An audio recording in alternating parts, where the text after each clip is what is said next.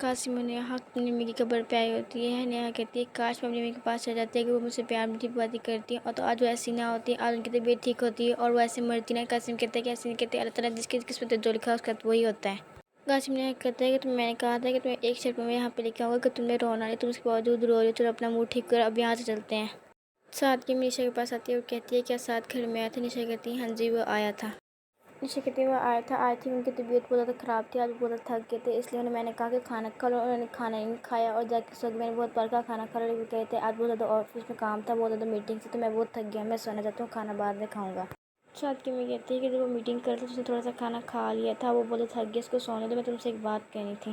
وہ کہتی ہے کہ سعد میٹنگ کرنے کے لیے باہر جا رہا ہے، اس کو خود دینے کے لیے باہر جانا پڑے گا۔ اس کو سوچ کے بہت برا لگا کہ میں نشا کو گھر میں کیسے چھوڑ کے جاؤں، چاہتا ہے کہ میں نشا کو اپنے ساتھ لے کے جاؤں، لیکن میں سوچی کہ تم وہاں سے کیا کرو گے، تم یہاں بور ہی ہونا ہے، اس نے اپنے کام پہ جانا ہے، تم نے کمرے میں بند رہنا ہے۔ سعد کی امی کہتی ہے میں نے سوچا کہ تم یہاں میرے پاس رہو گے اور ہم وہاں پہ شاپنگ کریں گے، گھومیں گے پھریں گے، اور نشا کہتی ہے اچھا ٹھیک ہے۔ سعد کی امی نشا سے جھوٹ بول دیتی ہے، اس کو یہ نہیں بتاتی کہ سعد اپنے فرینڈ کے ساتھ ٹرپ پہ جا رہا ہے، وہ تمہیں اپنے ساتھ نہیں لے کے جانا چاہتا۔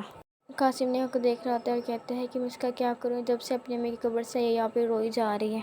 قاسم نیہا کے پاس آتا ہے اور کہتا ہے کہ تم رو مت، تم کیوں روئی جا رہی ہو، آنٹی کو دیکھنے کے تم تو یہاں سے جانا تھا۔ نیہا کہتی ہے کہ مجھے اپنی امی کے پاس جانا ہے، وہ کیوں دنیا سے چلی جائیں، ان کو میرے پاس بھیجیں، مجھے ان کے پاس ہی رہنا ہے۔ قاسم نیہا کہتا ہے کہ تم رو مت، اگر تم رو گی تو تمہاری ماں تمہارے بارے میں کیا سوچے گی، آنٹی تو بہت اچھے ہیں، جب بھی ان کے پاس کیا انہوں نے مجھے پیار ہی دیا ہے تو ہمیں ان کے بارے میں پیار باتیں کرنی چاہیے اور ایسا نہیں سوچنا چاہیے، تم رونا مت، تم چپ کر جاؤ، ہم ابھی باہر جاتے ہیں کھانا کھانے، مما بلا رہی ہے۔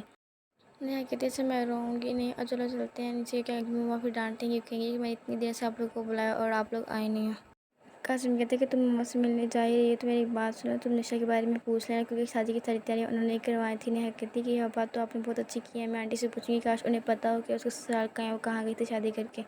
نیہا اور قاسم اس کی میری بات جاتی ہے، اس کی مما کہتی ہے کہ قاسم اتنے دنوں کو تم جاگنگ پہ نہیں جا رہے ہو، کہ کہتی ہے میری بات سنو نیہا کہ تم بھی ایک جاگنگ سوٹ لے لو پھر ایک ساتھ جایا کرو۔ قاسم کہتے ہیں یہ بات بہت اچھی ہوگی، اس کی مما کہتی ہے کہ میں ان ساسوں میں سے نہیں ہوں جو اپنی بیٹی کو روکو، اپنے بیٹی کے ساتھ کہیں باہر جانے، کہیں باہر جا کے گھوما کرو، کب تک گھر میں بیٹھو گے، گھر میں بیٹھ کے بور نہیں ہوگے۔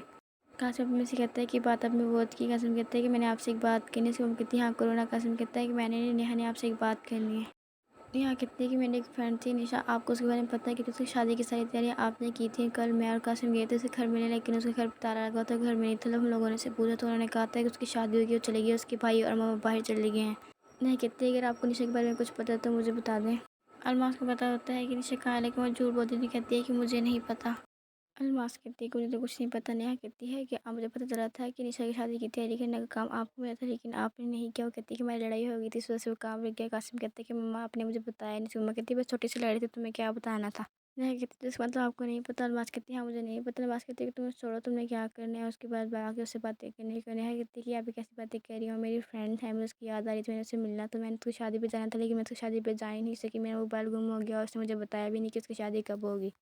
ساتھ رننگ مشین پہ رن کر رہا تھا تبھی وہاں سے نشا آتی ہے۔ نشا کہتی ہے کہ مجھے پتہ ہے کہ مجھے ہلکی سی بھی ایکسرسائز کرنے نہیں آتی، تم پتہ نہیں اس مشین پہ کیسے توڑ دیتی، اس مشین سے تو مجھے اتنا ڈر لگتا ہے، ایسا لگتا ہے جیسے کہ میں مر جاؤں گی اس پر بیٹھ کے کھڑی ہو کے۔